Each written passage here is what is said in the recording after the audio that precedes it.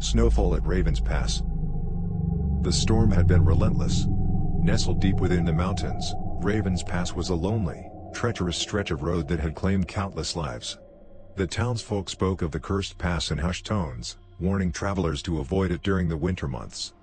But Jeremy Cole didn't have a choice. He had to get home. His mother was sick, his job barely covered her medical expenses, and the only route that would get him there in time was Ravens Pass. Ignoring the warnings, he gripped the steering wheel of his truck and pushed forward, snowflakes swirling like ghostly figures in his headlights. An hour in, the snow thickened. The road became an endless tunnel of white, visibility shrinking with every mile. Jeremy's knuckles whitened as he slowed to a crawl. The radio crackled with static before cutting out completely, leaving only the eerie silence of the storm. Then, the shadow appeared.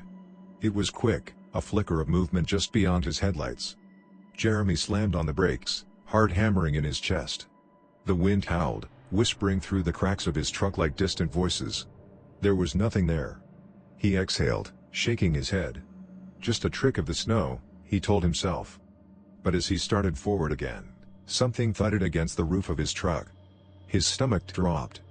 Jeremy flicked on the high beams and peered out into the swirling storm. A figure stood in the road ahead, barely visible through the snow, tall, unmoving.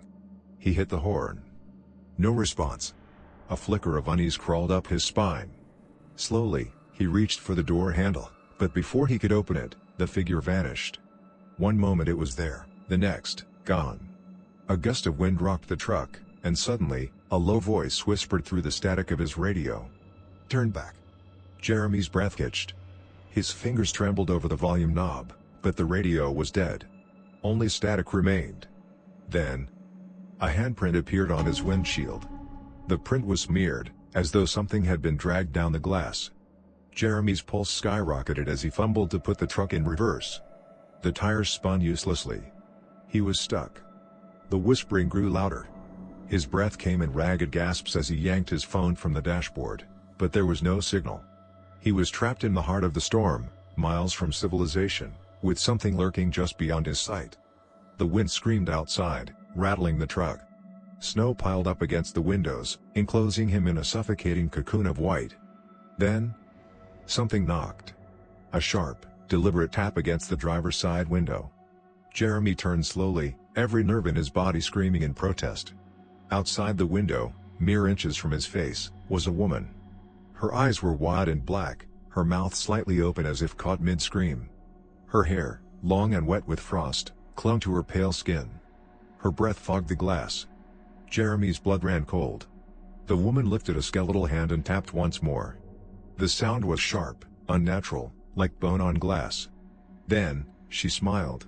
A slow, grotesque smile that stretched too wide for any human mouth. Jeremy screamed. He clawed at the ignition, twisting the key with shaking hands. The engine sputtered, refusing to start. The woman outside didn't move, she only watched, her head tilting slightly. Then, she mouthed the words. "You shouldn't be here." The truck lurched as something massive slammed into the back of it. Jeremy was thrown forward, his forehead smacking against the steering wheel. Stars exploded in his vision. When he looked up again, the woman was inside the truck. Jeremy's scream echoed into the storm. He didn't remember how he got out. When Jeremy woke, he was lying in the snow, his body half buried in the icy drifts. His truck was gone. The road was empty, no tire tracks, no signs of any struggle. Only silence. He staggered to his feet, his limbs numb, his head throbbing. The sky was a dull, endless gray, the snow falling in eerie stillness. His breath misted in the air as he turned, trying to get his bearings. Then, he saw it. A figure stood at the edge of the pass, barely visible through the thick snowfall. Watching. Waiting. Jeremy stumbled backward, his pulse hammering in his throat. His legs refused to move fast enough. The figure didn't chase him, it simply raised one hand, as if waving. Or beckoning him closer. He turned and ran. By the time he made it back to town, Jeremy was nearly delirious with exhaustion. His hands and face were frostbitten, his mind a blur of terror and disbelief. The sheriff found him outside the gas station, trembling, his lips blue. "Son, what the hell were you doing up there?" Jeremy tried to answer, but his voice was gone. The only thing he could do was shake his head, eyes wide with the memory of the woman's frozen smile. The sheriff sighed, glancing toward the mountains. "Damn fool. Didn't you hear?" Jeremy frowned. "Hear what?" The sheriff's expression darkened. 20 years ago, there was a wreck up on Ravens Pass. Woman lost control in a storm, went off the road. Body was never found. Jeremy's blood turned to ice. The sheriff clapped a hand on his shoulder. "Some folks say she's still up there. Wondering. Looking for someone to take her place." Jeremy didn't sleep that night. And he never drove through Ravens Pass again. But sometimes, when the snow fell thick and heavy, he swore he could hear it. A whisper through the static. Calling his name. The Icebound Asylum. The asylum had been abandoned for decades. Perched on the edge of a frozen cliff, it loomed over the barren landscape like a forgotten relic of madness. The locals never spoke of it, never dared venture near. But Michael and his friends wanted a thrill. They wanted proof. Armed with flashlights and a camera, they trudged through knee-deep snow, the iron gates groaning as they pushed them open. The building stood silent, its windows dark and hollow. As they stepped inside, the air grew colder. Too cold. The main hall stretched before them, coated in a thin layer of frost. Their breath came out in visible puffs, the temperature dropping with every step. Old patient records lay scattered on the ground, their pages frozen stiff. A distant sound echoed through the corridors. A whisper. Michael exchanged glances with the others. "Did you hear that?" No one answered. They pressed forward, their footsteps crunching on the ice-covered floor. The walls bore scratches, deep gouges as if something had tried to claw its way out. Then, a door slammed shut. They spun around, their flashlights flickering. The hallway behind them was empty, yet the air carried a presence, something unseen, watching. Another whisper. Closer this time. Michael's heart pounded. They reached the main ward, a massive room filled with rusted bed frames. Chains dangled from the ceiling, swaying ever so slightly. A broken wheelchair sat in the corner, its wheels creaking as if someone had just moved it. A shiver crawled up Michael's spine. Then the camera shut off. The temperature plummeted. A shadow moved in the periphery of their vision. "Who's there?" Sarah, one of the others, called out. Silence. Then, a voice. "Help me." It was barely a whisper, but it filled the room, seeping into their bones. Michael turned toward the sound, and froze. A figure stood in the doorway. Its body was skeletal, skin stretched thin over its bones, eyes hollow yet burning with something unnatural. It reached out, its fingers blackened with frostbite. The lights went out. Panic erupted. Screams filled the asylum as they fumbled through the darkness. Michael grabbed Sarah's wrist, yanking her toward the exit. Something grabbed his ankle. He fell hard, his breath knocked from his lungs. The thing loomed over him, its breath freezing against his skin. It whispered, "You don't belong here."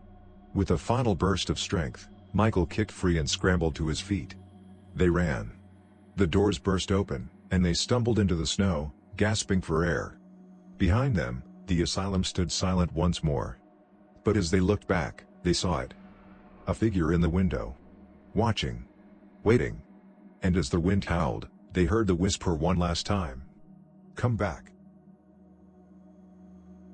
The frozen hollow.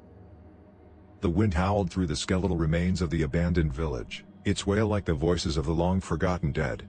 A group of researchers trudged through knee-deep snow, their breath visible in the frigid air. They had come to investigate rumors of the lost settlement, a place where the last recorded inhabitants had vanished without a trace over a century ago. Drive. Evelyn Carter, the expedition leader, stopped in front of a dilapidated wooden house. "This should be the Elder's home," she said, consulting the yellowed, brittle map in her hands. The house leaned as if it had struggled against the elements for too long. Its door, barely hanging from its hinges, creaked open at the lightest touch. Inside, a thick layer of ice coated the walls, and strange symbols were etched into the wood. Evelyn felt a chill creep up her spine, one that had nothing to do with the cold. "Take some samples. Document everything." As they worked, the wind outside picked up, the howl transforming into something almost human. A scream, distant but growing closer. Then, a whisper, right in Evelyn's ear. "Leave this place." That night, as they set up camp within the remnants of the village, the team took turns standing watch. Evelyn couldn't shake the feeling that something was watching them, lurking just beyond the firelight. The snow crunched in the distance, rhythmic and deliberate. She nudged her colleague, Daniel, who was nodding off beside her. "Did you hear that?" Daniel rubbed his eyes and listened. Silence. Then, a soft rustling, as if someone, was moving just beyond their field of vision. "Maybe just the wind?" he offered, but his voice lacked conviction. Evelyn reached for her flashlight and pointed it toward the nearest structure. The moment the beam landed on the darkened doorway, the whispering returned. "Why did you come?" A shadow moved, too fast, too fluid. Evelyn stumbled back, her breath catching in her throat. The others were awake now, staring wide-eyed at the empty village square. Footsteps sounded on the wooden planks of a house nearby, but when they rushed inside, nothing was there. Then, the temperature dropped. The ice on the walls thickened, creeping like frostbite over the remains of wooden beams. Evelyn felt a force pressing against her chest, an overwhelming sense of being unwelcome. "We need to leave," she gasped. But the wind outside had changed. It was no longer just the wind, it was voices. And they were closing in. The researchers huddled together, unsure if stepping outside would mean salvation or doom. Daniel grabbed his equipment, his gloved fingers shaking. "What if we wait until morning?" "There may not be a morning," Evelyn whispered. The whispers outside had turned to something worse, chanting. Words in a language none of them understood. Then, footsteps. Heavy, purposeful, drawing closer. The door slammed shut on its own. Ice crept over the wood, sealing them inside. Panic set in as they tried to pry it open, but the frost burned their fingers, as if punishing them for their intrusion. Then the lights went out. The cold seeped into their bones, far more biting than it should have been.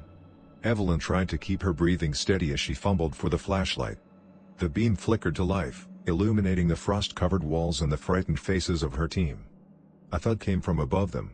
They all turned their gazes upward, their breaths misting in the freezing air. Another thud. Then another. Something was moving in the attic. Daniel, hands shaking, lifted his camera and pointed it at the ceiling. His fingers fumbled over the buttons, but he finally hit record. "What the hell is that?" whispered Monica, another researcher, gripping her coat tightly. Evelyn steeled herself and gestured toward the attic door in the corner of the room. "We need to see what's up there. If we don't," she hesitated, knowing full well that fear was a terrible motivator, "we won't know what we're dealing with." Daniel hesitated but nodded. Slowly, Evelyn reached for the wooden ladder leading up. Each step creaked beneath her weight, the sound almost deafening in the silence. As her head broke through the attic opening, her flashlight illuminated the space. Something darted to the far end, just out of the light's reach. Her breath caught in her throat. The attic smelled like decay, like something frozen yet still rotting. Ice caked the wooden beams, glistening in the dim glow. And then she saw them, handprints. Dozens of them, pressed into the frost on the walls, as though someone, or something, had been crawling along them. A whisper brushed against her ear. "You're too late." A figure lunged from the shadows. Evelyn screamed, stumbling backward, nearly falling down the ladder. Daniel grabbed her arm just in time, pulling her down into the main room. The door to the attic slammed shut with a violent force, as though something didn't want them leaving. "What did you see?" Daniel gasped, eyes wide with terror. Evelyn shook her head, unable to speak. Then the whispering started again, only this time, it was coming from all around them. The walls, the floor, the ceiling. The voices of the long-dead residents, speaking in a tongue none of them recognized.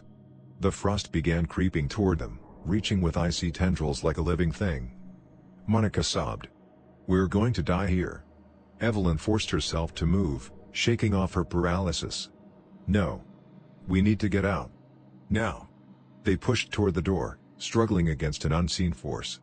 Their breath grew shallow, their limbs heavy with cold. The air itself seemed to thicken, as though the village itself were pulling them into its frozen grasp. Then, the whispering stopped. And something knocked from the inside of the attic door. Once. Twice. A long, slow creak echoed through the house as the attic hatch began to open again. They ran.